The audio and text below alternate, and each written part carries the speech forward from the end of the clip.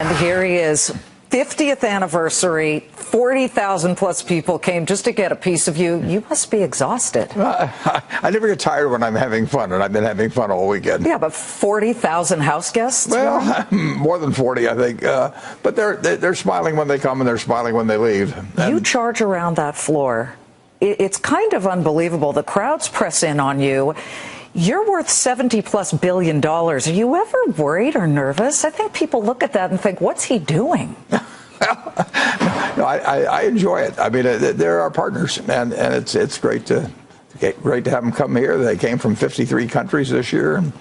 More than 40,000, and we want them to have a good time. Well, that's unusual in and of itself that you say they're our partners. Most CEOs, I don't want to say resent their smaller shareholders, but they certainly don't want to take 5 hours of questions from them, let alone walk among them. You're sitting there charging again through the crowd. You're taking selfies. You're letting people hug you, doing all kinds of things. You do a newspaper toss with them. Why do you do this? I love them. And we have economic principles that we print in our annual report, at the back of the annual report every year. And the very first principle is that although our form is corporation, our attitude is partnership. And Berkshire Hathaway evolved out of a partnership that I ran in the 1960s, started with my family. And so I always look at these people as partners, and I absolutely prefer small shareholders to big institutional shareholders. I mean, I like the idea that we have over 1 million people and they're participating, and overwhelmingly they buy the stock as something to own the rest of their lives. Well, not only do you love them, you say that you stick up for them too. You called Airbnb in advance of the shareholder meeting because you have people staying as far away as Des Moines, Iowa, and you didn't want them to get gouged with high hotel prices. Yeah, we had a few hotels that went to 4-day minimums and things like that, and it's my job. I'm sort of the mother hen. It's my job to look after the shareholders, and I try to do that. Airbnb jumped in. In fact, I think they even put your own childhood home up for rent. Yeah, in fact, I think they had a contest. They had a contest. I think. Well, yeah, they paid a substantial sum to the person that lives there. I happen to know who she is, and then they had this contest for whoever wrote the best something or other. In a way, you represent the all-American dream. Born in 1930, the height of the Great Depression. And 50 years ago, when you began to really formulate Berkshire, did you ever imagine that it would become a $360 billion company that is the third world's most valuable publicly traded company? Was that in your mind at all?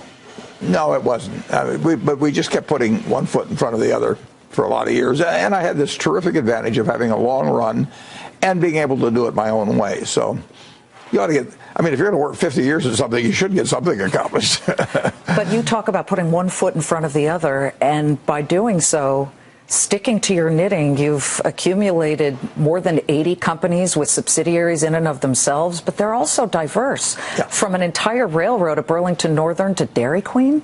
Yeah. What's in your psychology about what to buy? I try to buy things where I think I understand what their economic future is likely to be over the next 5, 10, 20 years. And I try to buy companies that have great management, because we don't have managers to put in. We only have 25 people in the home office. And I try to buy them at a reasonable price. And when we find all three of those ingredients available, and I've got the money, I write a check. You say kismet, that's it. That's it. That's it. Well, do you think it's possible, and I don't think people understand how you really began accumulating money, do you think it's possible for younger people today to do what you did, which is buy penny stocks, then sell them, and then take the profits and buy better investments as time went by, and then you're a billionaire?